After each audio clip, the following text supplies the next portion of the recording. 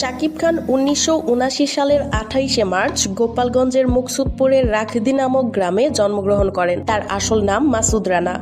নৃত্য পরিচালক আজিজ রেজা শাকিব খানকে এফডিসিতে নিয়ে আসেন। তাকে সোহানুর রহমান সোহানের সাথে তাকে পরিচয় করিয়ে দেন। ১৯৯৯ সালে তিনি যখন সিনেমায় অভিনয়ের সুযোগ পেলেন, তখন একজন জনপ্রিয় পরিচালক তার নাম দেন শাকিব খান। তারপর থেকে শুরু হয় এক নতুন ইতিহাস। শাকিব খান নামেই তিনি বাংলা সিনেমা জগতে পরিচিতি লাভ করতে শুরু করেন। সেই শাকিব খান বর্তমানে বাংলা সিনেমার একজন জনপ্রিয় নায়ক। তবে তাকে শুধু জনপ্রিয় নায়ক বললে ভুল হবে। বর্তমানে তিনি বাংলাদেশের একজন সুপারস্টার এবং মেগাস্টার। অনেকে তাকে কিং খান বলেও ডেকে থাকেন। সোজা কথায় বর্তমানে বাংলা সিনেমা মানেই হলো শাকিব খান। শাকিব খানকে ছাড়া বর্তমান বাংলা সিনেমার কথা কল্পনাও করা যায় না। ১৯৯৯ সালে তার অভিনীত প্রথম সিনেমা অনন্ত ভালোবাসা ছিল সুপারহিট। এখন পর্যন্ত ২৫০টিরও বেশি বাংলা সিনেমা